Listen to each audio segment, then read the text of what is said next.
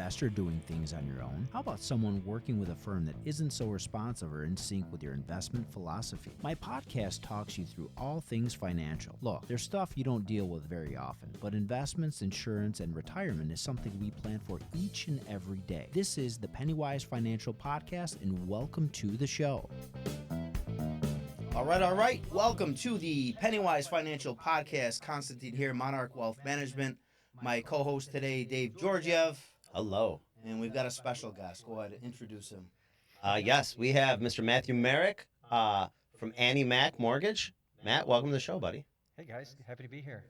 Good, thanks for joining us today. It's AnnieMac Home Mortgage. AnnieMac Home Mortgage. I apologize. Should major on the minors, but just AnnieMac Home Mortgage. AnnieMac Home Mortgage. Yeah. Well, we're going to talk a lot about home mortgages today, Matt. So, thanks for the clarification.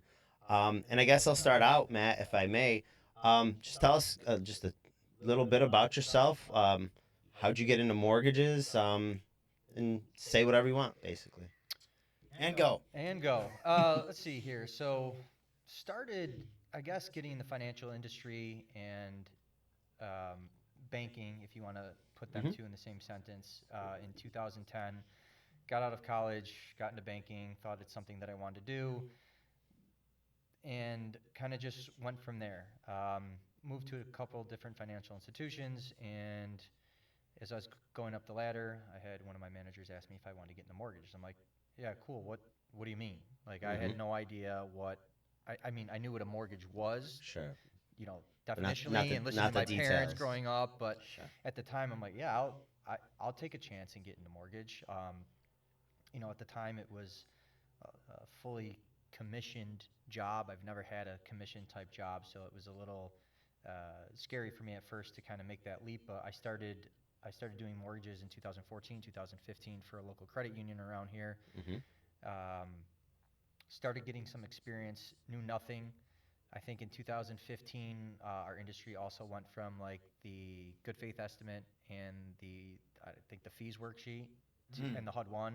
That's when the LE and the CD came out. So no financial institutions really knew how to like close loans with compliance. It was a huge nightmare. So I was learning to get in the mortgage industry as it was changing from, you know, the HUD-1 to the closing disclosure. So it was a fun time. The credit union was small.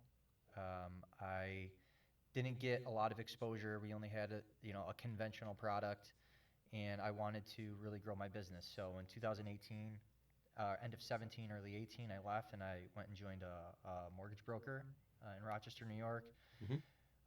Got a lot of experience on the mortgage broker side of things. I started learning a whole bunch of different products, and these products were available at a whole bunch of different lenders. So not only was I getting experience with products that I had never knew, but I was learning every lender's kind of different take and guidelines on each one of the programs. So that was, very, very important, I would say, in my growth and, in my career and learning mortgages. One quick thing, I don't know if everybody knows this. I'm not sure if I do, but maybe some clarity on what's the difference between, a traditional lender at a bank or credit union or a mortgage broker. You mentioned that change. What does that mean to like the average consumer? Let me see if I can answer this without going down the rabbit hole. Yeah, don't get too crazy. Yeah. So high level. So a company that I'm at now, I'll compare it to now to when I was at a mortgage broker. So at AnnieMac Home Mortgage, we are an independent mortgage banker. So we have our own processors, we have our own underwriters, we have our own closers. We fund our own money. We'll keep our own deals. That is what you're kind of seeing when you're at an independent mortgage bank or broker, or mortgage bank or banker. When I was at a mortgage broker, as the loan officer, we were structuring the deals, and what we were doing is we were picking which one of the lenders out there would work best for our customers. Sure. We had our own processing, but underwriting was done at the bank that we chose. Closing was done at the bank that we chose. So everything's done with the bank that we're choosing with, that we're placing the customer with, instead of not in-house. Yes, in-house. So if I take out a mortgage through AnnieMac, it's going to be an AnnieMac mortgage. It's going to be an AnnieMac loan Yes. What we do with the loan afterwards, which is what the industry does, we might choose to service it, or we might choose to Sell it to off. sell it. Yeah, that's Okay. capital markets. That's Yeah. beyond Understood.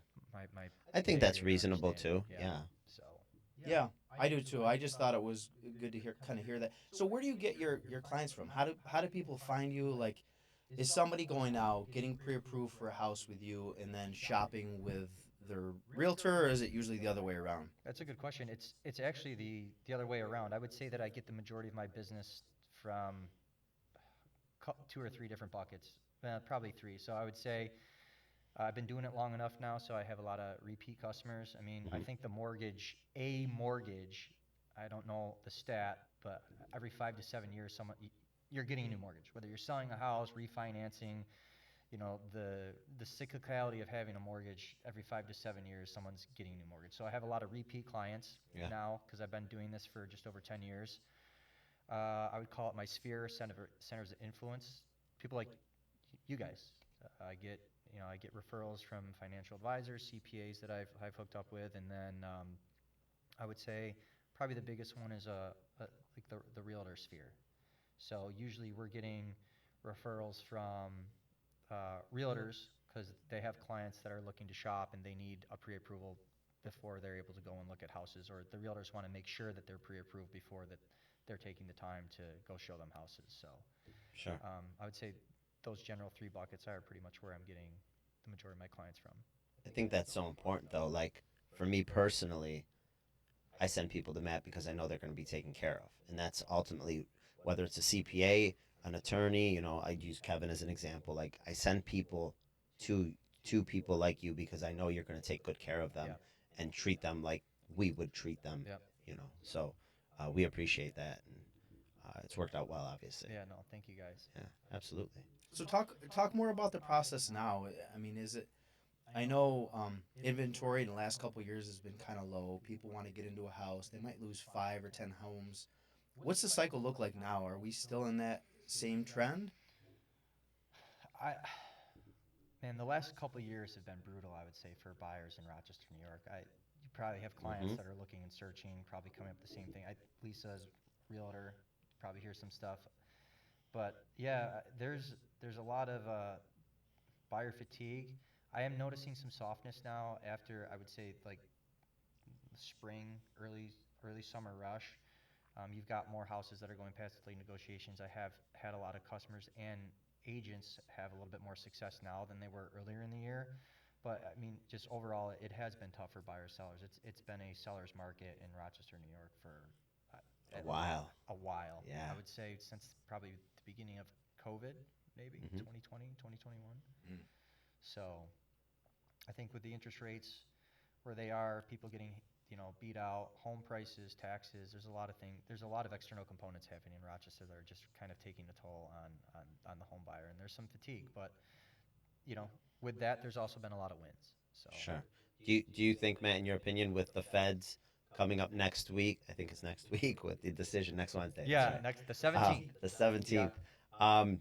Do you see, let's just assume they're going to increase interest rates. That's where everything's leading us to think that. Um, decrease. I'm sorry. Yeah. Did I say increase? Yeah. You said increase. Need If more they coffee. increase, I would be shocked. Yeah.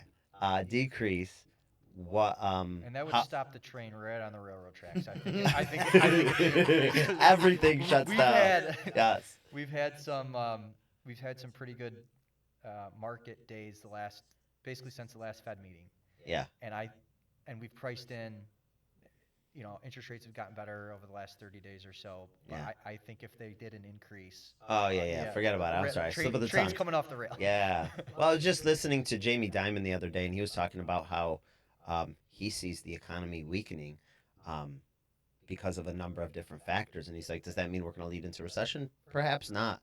But it's a softening of the economy. And so I wonder what the ramifications of lowering the interest rates next week will do. And what, in your opinion, what do you think it will do to specifically the Rochester housing market, if anything? Not much?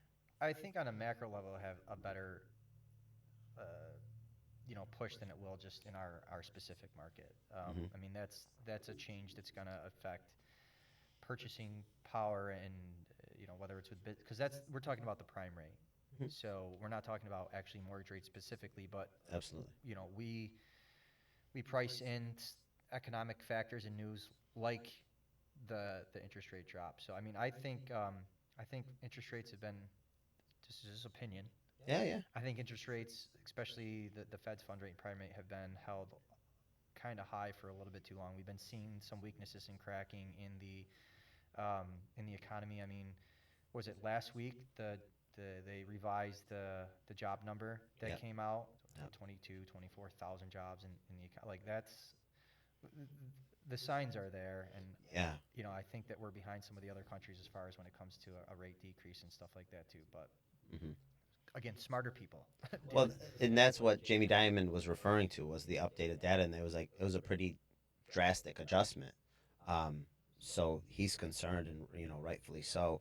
It's so crazy how this is gonna pan out with the tariffs and all of this. The economy, and we talk about this a lot, Cons, where for anybody to give a real rational explanation of what's going to happen Right. is just difficult because this is unheard of from like a legislative and presidential executive branch decision making process.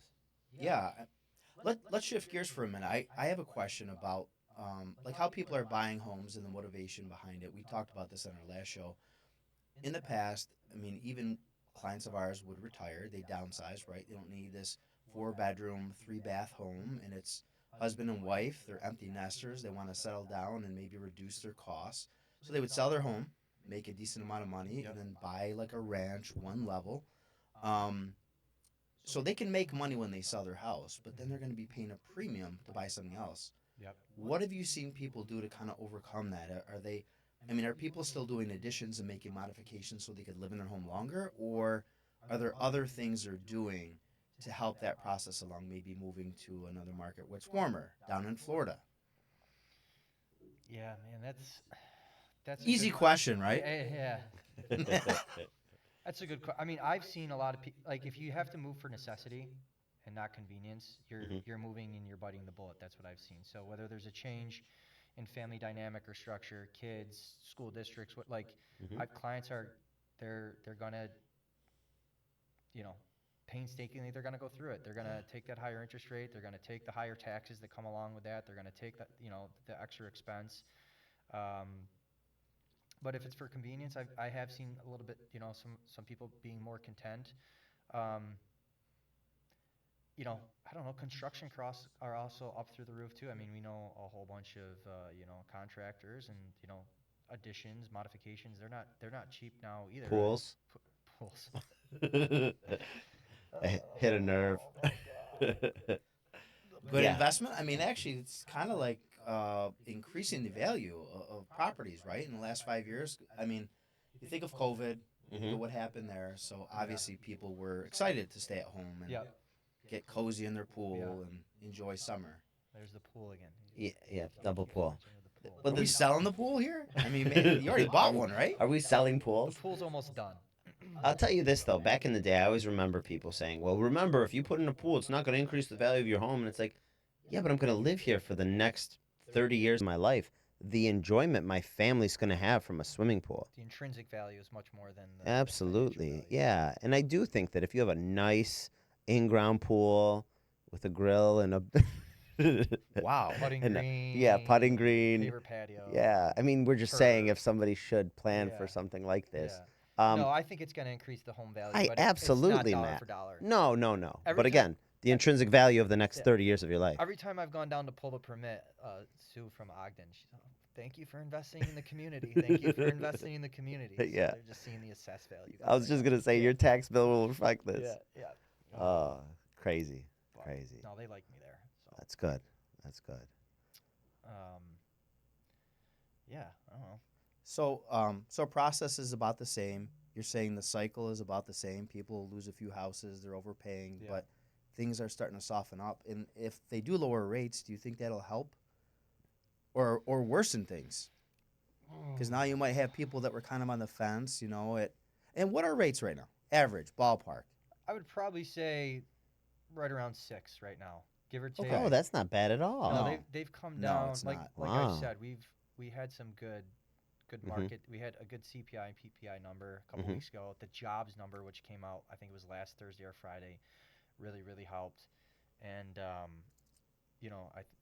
think we had PPI today, and I think there's CPI on Thursday or Friday of this week. And the more news that we get, the the mortgage industry, what's good for rates is bad for the economy. So Yeah. it's When kind good of news is sucks. bad news and bad news is good Yeah, news, depending that's on who what it you is. are. So Sure. no, I mean we've come down. I would say we're almost down 1% since we were probably 60 to 90 days ago. I mean Wow. we were pushing sevens, maybe Yeah. 7.5, and now we're down in the low sixes depending on your credit score. And If stuff you like did that. if you did like a 15-year, Matt, are you still in the sixes or are you like high fives?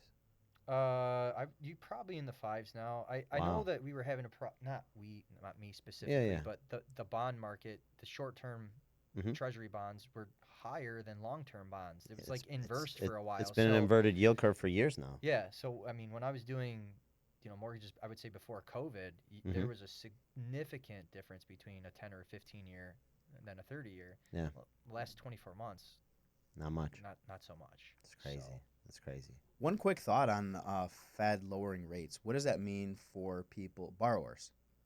Any change at all? for mortgages, we're not tied to the prime rate, but economic news impacts what our mortgage rates do. So if you want to know how mortgage rates are doing, you want to look at something like the 10-year Treasury. Mhm. We'll follow that yield curve, that bond curve, Mhm. and we also what's really the leading indication of how interest rates are going is mortgage-backed securities. Mortgage-backed securities are basically a bunch of mortgages packaged together, sold on, sold as basically stock, and how they're trading Yeah. is how interest rates are doing. So kind of like supply and demand. So the Fed lowering the rate, is it going to have a direct impact on mortgage rates? No, but indirectly it will. Like we've already, part of our better interest rates that we have right now, we've priced in the news Sure. of the Fed dropping the rates. So we price in the the news, not the event. Sure. It's like the stock market. I mean, stock market, they say, typically trades 6 months in the future. So they're basing it on what they think will happen 6 months from now. So Yeah. totally understood on that. I do have a question for Matt. I don't know if we're going to take a commercial now. Yeah, Or- this is a good time. Let's take a quick break, and we'll be right back with the show. Do you have a high deductible insurance plan? If so, have you set up your HSA? There's a ton of people who don't know what it is or how it works. Even worse, there is an underserved segment of the population that can't get advice from their advisor about how to make the most of these powerful and unique programs. Not many advisors focus on this in their practice, don't understand the mechanics of how they work, or even where to begin helping their clients. Reach out to me, Constantine, at Monarch Wealth Management, and I'll guide you through this process and get you on track to make the most of your high deductible plan and your superhuman HSA. That's 585-484-1400. That's 585-484-1400. Welcome back to the Pennywise Financial Podcast. Matt Merrick here from AnnieMac Home Mortgage. There it is. You All nailed right. it. All right, I nailed it. Const nailed it. Huh? Yeah, Dave, I know. Yeah. I'll be outside if you need anything. Question for you, Matt. Yes, sir. Walk us through, if you may, just the process with the mortgage process from I'm a new home buyer. How much is the lending? Like, what's the percentage loan to value? Like, how much do I need down? And how does the process work from start to finish? And I know you have a bunch of different programs, so I apologize. So the loan to value requirements, so Yes. how much you need to have down, are set by the program that you're going to be applying for. So Mhm. for example, if you're a conventional buyer and you're a what's considered a first-time home buyer, you can put as little as 3% down. Mhm. I'd recommend probably at least 5. Pricing adjustments are a little bit better, but 3% down. Okay. FHA requires 3.5% down. If you've served if you've served or been in the military and you have that VA benefit, we can do 100% financing, so no down payment required. And Mhm. then USDR Rural has the same thing, 100% or 0 down. 100% financing. 100% financing's mint.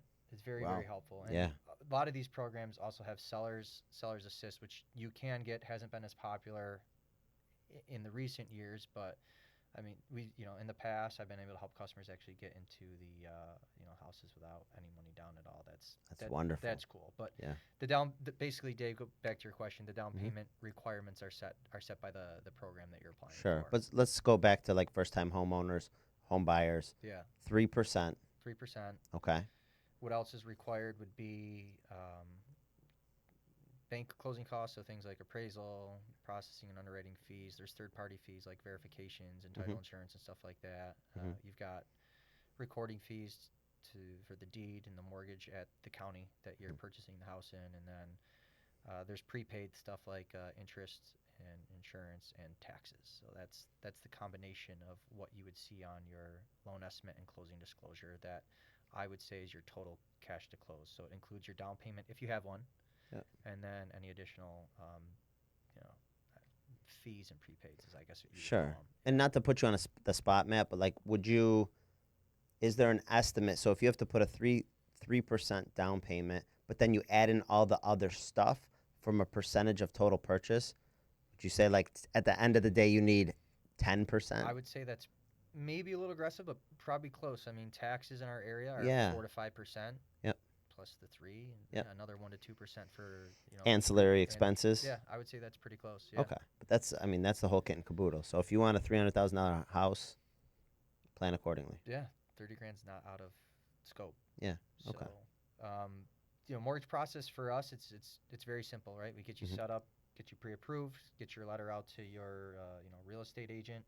You're gonna go shopping with that real estate agent. They're gonna get you into contract.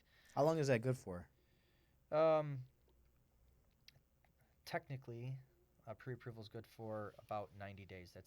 That's Par for the course. because credit reports are good for about 120 days, and Mhm. if just so my pre-approval letter is good for 90 days. Other lenders might have different takes on Terms, that. yeah. Terms on that. Yeah, Okay. but So pre-qual letter is good for about 90 days. yeah, and then we also have AnnieMac. We do cash to keys, cash guarantee. So that's good for 60 days. That's because we're constantly keeping our clients fully underwritten and up to date with all their. So wait a minute, cash to keys. That's a unique program to you guys, right? Yes. I don't think everybody knows what that means. I was just gonna say, yeah. Talk about what that means. Cash the keys. Slowly enough for people to Slowly grasp. enough. So, Cash to Keys is our private equity group that works with customers for our cash offer, cash bridge, buy now, sell later, or basically any cash offer term program that we're helping our customers with. So if you have a customer and you want them to be stronger than just a pre-approval letter, we can take that customer and make them essentially a cash buyer. And Talk about what that means, stronger buyer, because of the market we're in. Stronger buyer. I like to talk about it. An employee of mine, Tom, describes it as cash to keys is a way to put less friction in a purchase contract. So how can you start taking away some of the friction in the purchase contract? Well, we start removing contingencies. What kind of contingencies cause friction in a purchase contract? So, a homeowner might ask for a home inspection. Well, that has nothing to do with cash to keys, but that could be a friction or a part of content on a purchase contract. So if the customer gets rid of that, what's left? Well, we might have a commitment, mortgage contingency commitment. Sometimes there's a sale and transfer contingency. There could be an appraisal contingency.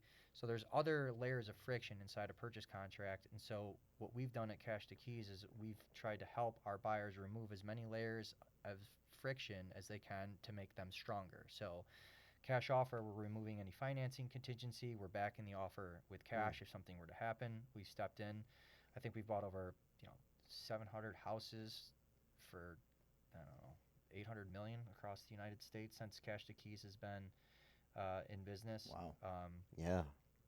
700 might actually be light because we, with buy now, sell later, buy before you sell, we actually buy the house for the customer in case they're contingent on their home sale. That's another friction in the home buying process. So Cash to Keys is a platform that we've created. It's not a mortgage product, but it's a platform to help buyers become stronger, and so with less less friction in their contract. It helps their opportunity of getting their offer accepted that much higher. So is that a program that's exclusive to AnnieMac? Yes.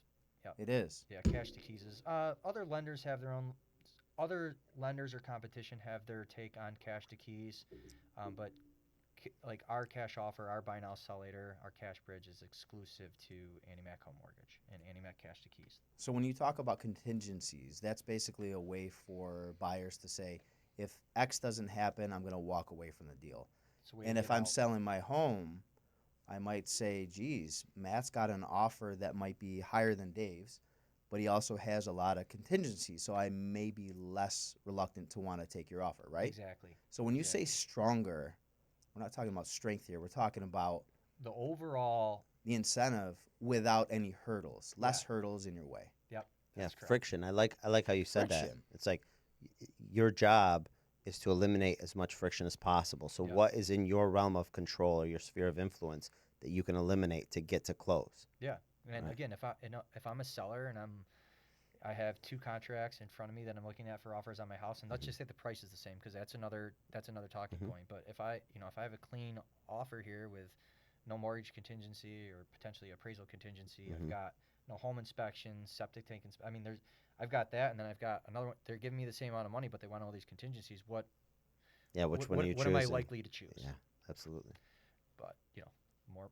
Then you add more money in, and now it's a different talking point. So Understood. and these realtors have had a tough time of it in the last couple of years, especially. I mean, we're talking multiple offer situations on homes, multiple different loan programs, lenders. I mean, they've really had to do their work trying to work for their client, their seller, to get them the best offer. And what we do at AnnieMac is we just try to put our customers, each customer, as strong as they can offer. So And I guess the other thing is, too, worst case scenario, if one of these contingencies does fall through and the deal falls through, like again, if I'm selling my home to you and you have a really strong offer in the sense that it's more money and that's what I'm after, God forbid something happens and it falls through. Now it's back on the market. Like, so I could see how people in this environment don't want that to happen. And that's where a product like Cash to Keys comes in. So if you're a seller and you've got a Cash to Keys offer in front of you, you know that if something were to happen to that buyer, lose their job, buy something, make themselves not eligible for purchase, that's where the cash offer comes back in. That house is not going back to market. Cash to Keys is actually going to step in. We're going to buy that house, so that sale goes through, and any potential strings of sales go through too. So that's the purpose of a cash guarantee. You're trying to compare it to like a legit cash offer, like if someone did show you their bank account with the amount of money that they needed to or a financial document showing how much they needed to buy your house, real cash. That's what a cash guarantee does, because when you're paying for real cash, you don't have mortgage contingencies, you don't have appraisals, you don't have. I mean, there can still be other, contingencies that the buyer's asking for, like home inspection and stuff like that. But that's where a cash guarantee is liking the offer to a real cash offer, and that's why sellers are so are looking to Excited to see that, I'm sure. Yeah. And in some situations, cash offer can be better than real cash. Like, for example, if if I'm buying a house for $500,000, if I'm buying a house for $500,000 and I've got a client that's cash guaranteed for $500,000, and I've got a client that's showing me their financial statement with $500,000 in it, they're writing real cash. This person's cash guarantee with Cash to Keys. Say, I'm the actual cash buyer, I lose my job or I lose my source of income. How likely am I going to go through? I might just walk away from my earnest money deposit and just say, well, heck, I'm not spending $500,000. Now I just lost my source of income or my job. Yeah. Well, if the person that's cash guarantee loses their job, guess what? The sale's still going through. So that's a situation where a cash guarantee can be better than I didn't think about it that way. Than actual cash. Yeah. Because that client might still walk away, lose their earnest money deposit, but sorry for them, but that seller, the person that was transacting on the other side of that, their transaction's still going to go through, at least with cash to keys. I Right. can't speak for other lenders. Yeah, I could see. So basically, if I was to put a deposit down on a home, 5-10 grand, let's say it's 10% of $500,000, even 50,000. Yeah. If Do you I walk lose- away from that versus having a $500,000 obligation Yeah. with no job? Yeah, I don't know. Just Yeah. talking point, Yeah. Where else do you see the cash to keys? It sounds like it might be for people that are selling their home as well, and like, so I have to sell my house and I want to buy a new one, but that gets a little sticky, right? Because That's a I great gotta find a seller, or I gotta find a buyer for my house, but then do I line it up with closing on buying your home? It gets a little tricky. That's a great question. I'm actually glad that you brought that up. We didn't talk about this even before the podcast either. It's like It works out It's like a sometimes. natural Yeah, see? conversation. Whoa. See? No, I would say one of the most unique programs. Again, it's not a loan program, but I would say one of the most unique programs that AnnieMac has at AnnieMac Cash to Keys is their Buy Now Sell Later program. Buy before you sell. So there's a lot of customers, again, talking about friction in contract. What if one of the biggest frictions in contract is a home sale or title, sale and transfer contingency. You've got to not only wait for mortgage financing per se, if that's tied in as well, but now you need to wait for them to get a sale on their house, make sure it goes through. Mm-hmm. That's a lot of friction. Yeah. And if I'm a seller, I don't want friction. I don't want that. I don't want that. No. So, and if I'm a buyer, I might need the proceeds from the sale of my house. I think a lot of people do. To buy the next one, or Yeah. Mm-hmm. I can't afford 2 mortgage payments or 3 or a rent, whatever. Yeah. Whatever. Situation. So we created, Buy Now Sell Later. Well, AnnieMac Cash to Keys will go out. We'll qualify our customers for this program.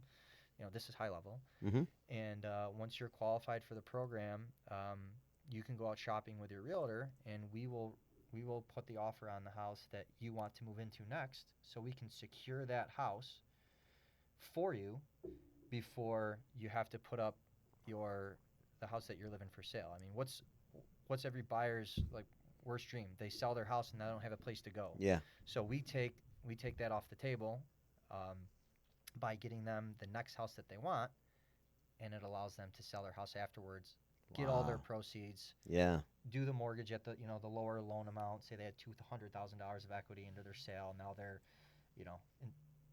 now they're putting $200,000 down on their new house. They get that lower mortgage payment that they want. And now we took someone who was essentially contingent on their sale and have a financing contingency, and through Cash to Keys, we've now make them non-contingent cash buyer, because AnnieMac's buying the Wow. house. We're sending the whole amount of money for their purchase. So. Matt Merrick, eliminating the friction from your life. Okay, with that, let's take a Call quick break. 888-888-8888. With that, let's take a quick break. We'll be right back with the show. Are you a business owner looking for ways to save for retirement, keep and attract top talent, or maybe just save the amount of taxes you're paying? We have solutions to help all size businesses, from solo practice to mid-sized firms. There's a ton of tax incentives just up for grabs. Your employees will thank you for giving them a platform to invest in their future. If you have a retirement plan in place and you're not sure the best way to set things up, reach out to me, Constantine at Monarch Wealth Management, and I'll help you understand your options and know what you own. Not all advisors understand retirement plans, so make sure you're working with a knowledgeable team and experience the Monarch difference. All right. Welcome back to the Pennywise Financial Podcast. Matt Merrick here from AnnieMac Home Mortgage. We learned a little bit about his programs that he has, at least some of them. We talked about the home buying process. Let's talk about affordability. Is anybody else talking about that? I think Dave is dozing off over here. Dozing. Dave, Dozing off. No, I have questions, but it's a little change of topic, so let's continue. All right, let me pull up a chart. Let's pull up this Oh, chart. the here. chart. The chart. The chart. chart. We I got to have love- at least one chart every This show. is an official podcast now. When you say, "Can you pull up that chart?" Yeah. Yeah. Wow. Okay, let's talk about home affordability and mortgages. When we look at this goes back to, 2014? So we got about a decade or so of home affordability. And if you scale across from left to right, you can, these numbers are crazy. So the average mortgage, you're talking about, $1,500-$1,600 a month, Mhm. right? Versus where they were maybe $1,000 a month. And that those numbers, I mean, if you go back to 2014, do you think, Matt, in your honest opinion, that people are making enough money now where they can afford more of a home? I mean, these prices are through the roof on homes, right? Home values are up a lot more than they were 5 years ago. It's tough. Like, and sometimes I don't know how some families are pulling it together.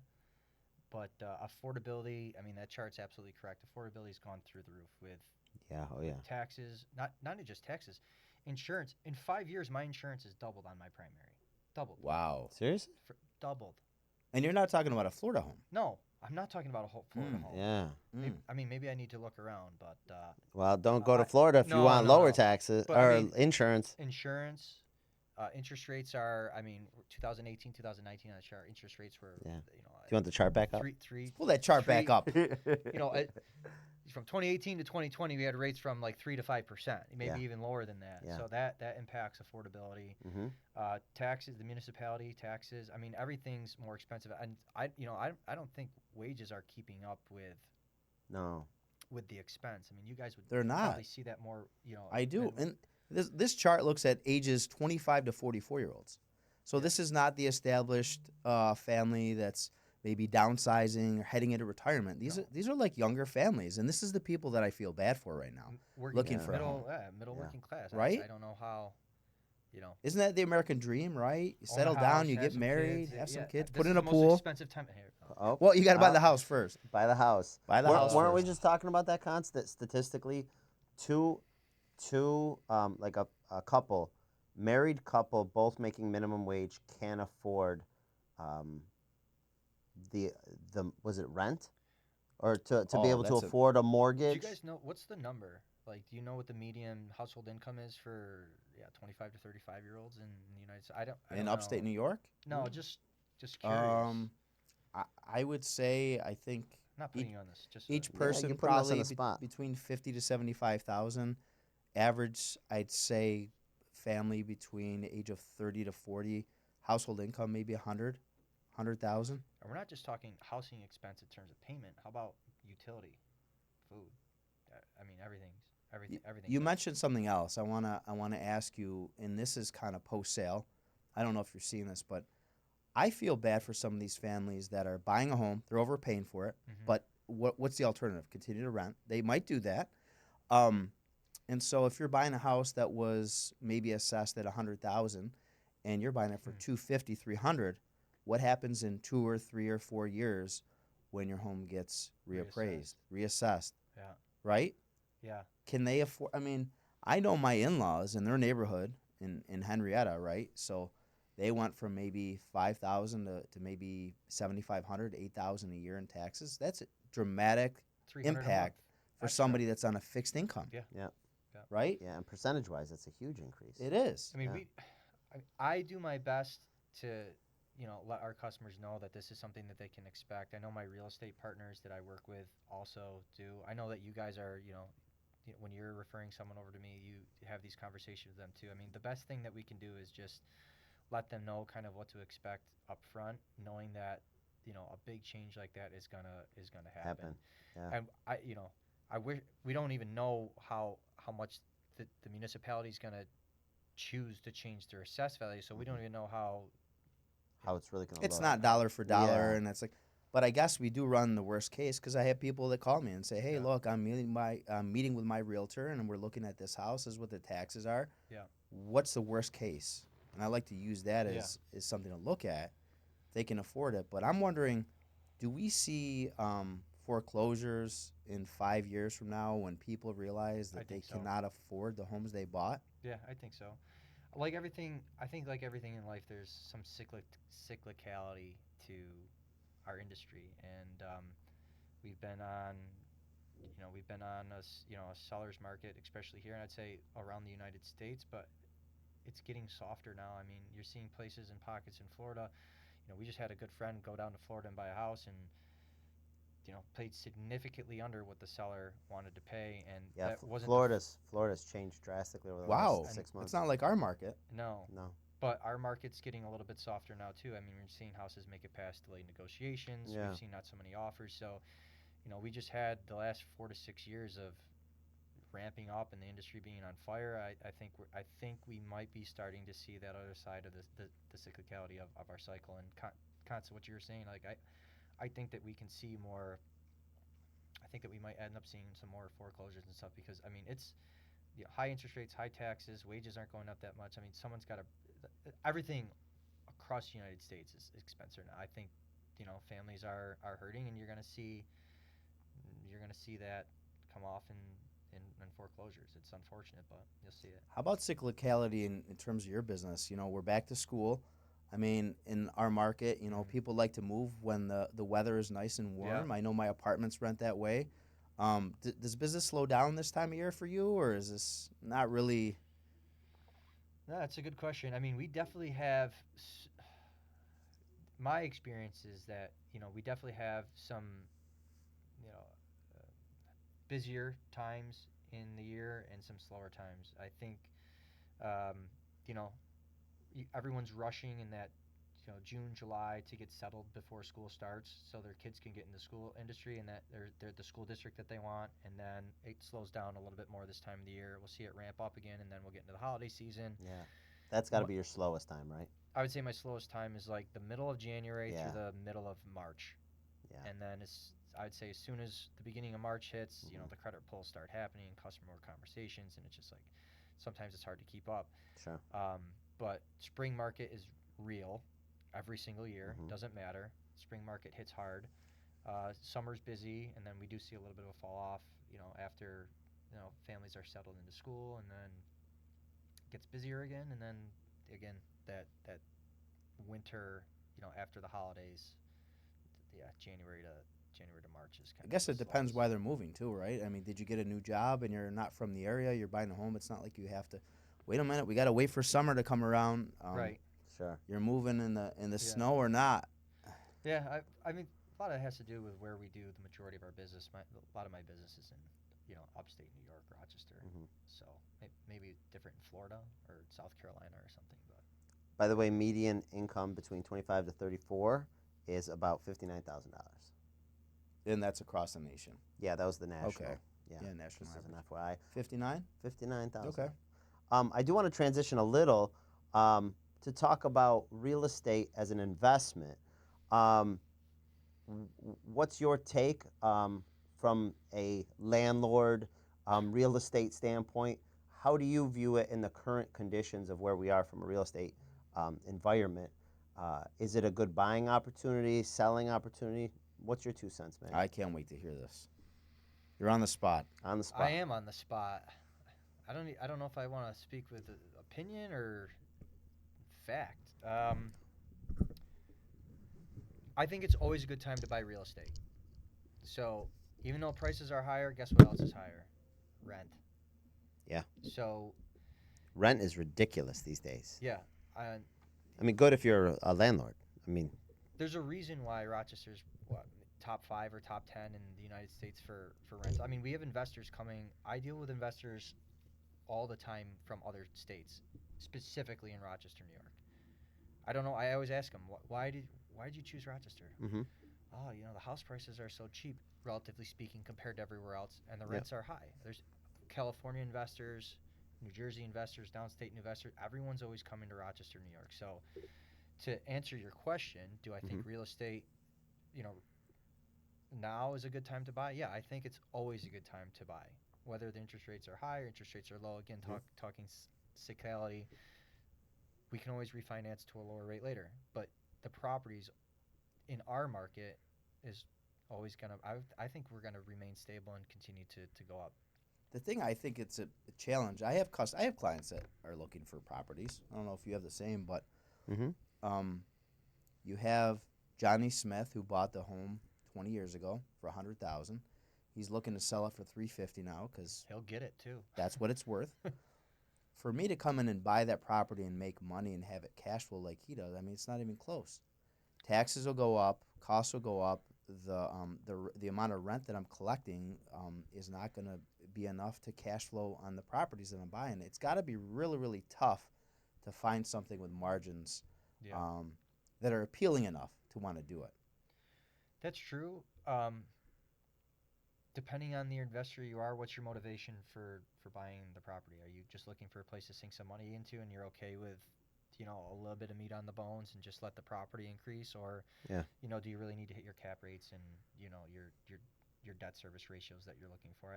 Every investor is probably a little bit different. I'm with you, like I need to hit a certain number when I'm looking make it at worthwhile? real estate. Yeah, I Yeah. need to hit a certain number to cash flow for me to make it worth my while. Mm-hmm.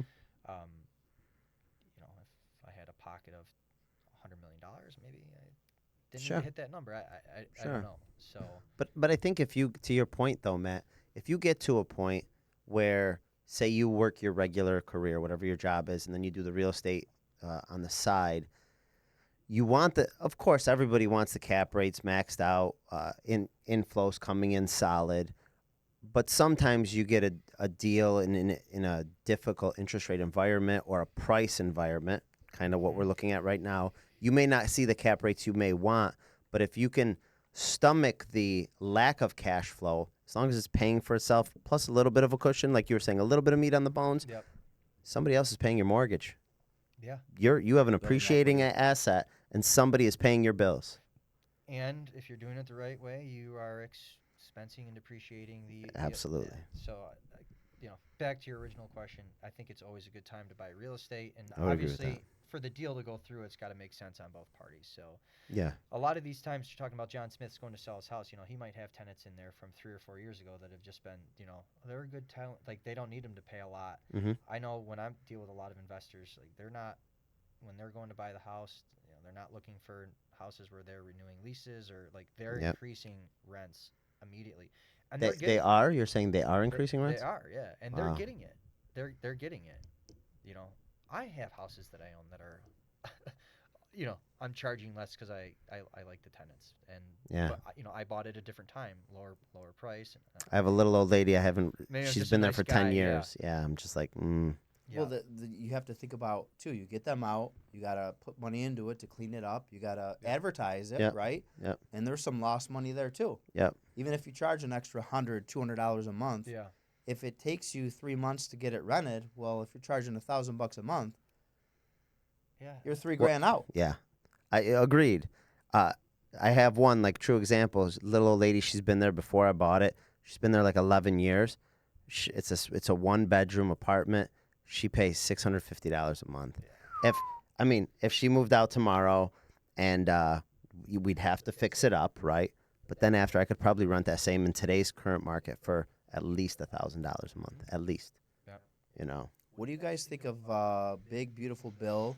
And I don't want to get into all the details of it, but specifically, you mentioned depreciation and things like that.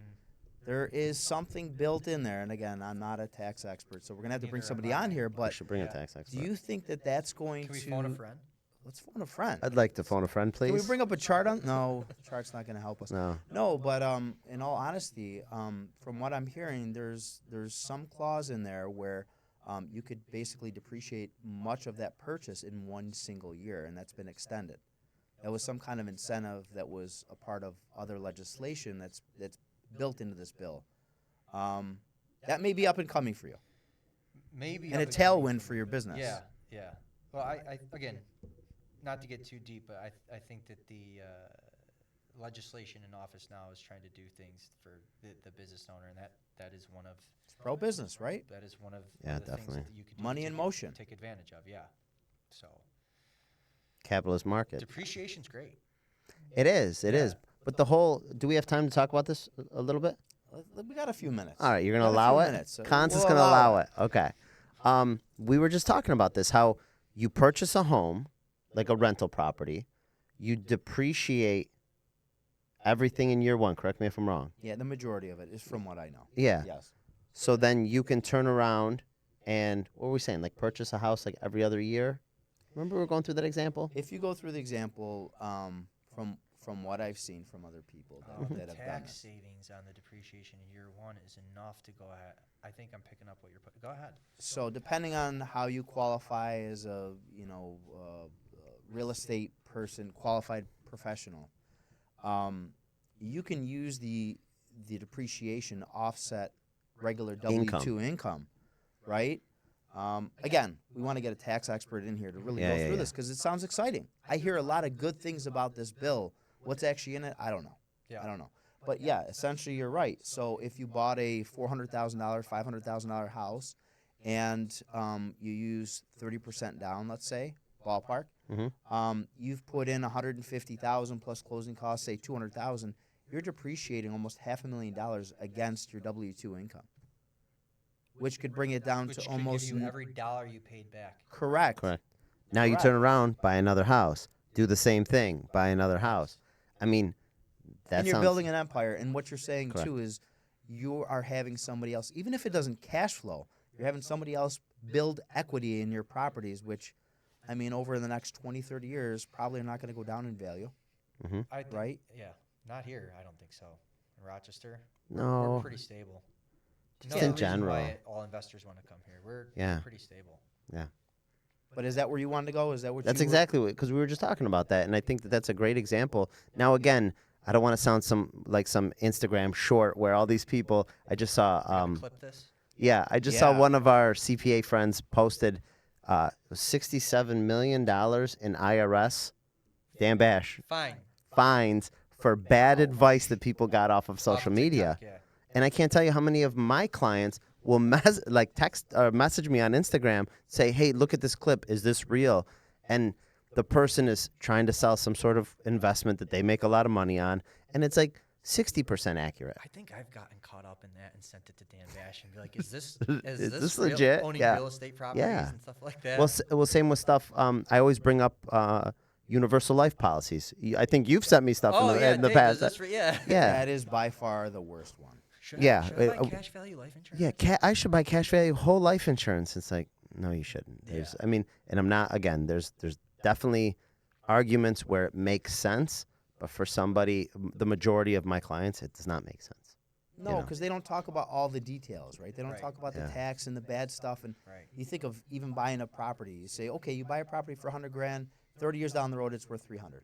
Yeah. You made $200,000. Well, you didn't talk about all the money that you put into it over the years, the roof, the taxes, The being a Your landlord. time. right, your time, Yes, your effort, your yes. energy. And then what do they say? Well, you go in and you rip out all the equity tax free. Well, how do you do that? You either A, sell it, or you get out a loan. And when you get out a loan, you now have a monthly payment. Yeah, you're paying interest. Your interest, say it's a commercial property, now you're paying 7.5%, 8%. But the Versus interest is an expense. What's that? You can write off the interest. Absolutely. Yeah, but again, these are the To devil in the 90% of details. people- yeah. Yeah. The devil's in the details. Yeah, but to most of these posts, it's like, yeah, this is so easy. And it's like, no, it's not. Is most of it accurate? Yes. Right. But there's a lot of intrinsic details that you need to know here before you make a decision. Yeah, absolutely. All right, we're about to wrap up the show. Wrap but it up. Before we go, Yeah. Matt Merrick, Yes, sir. words of advice for people that might say, you know what, the Fed's going to lower rates. I think we're going to head down this path. Should I wait and hold off on buying something or getting a mortgage? And by the way, we talked about purchases mainly. Question. We talked Yeah. about purchases mainly.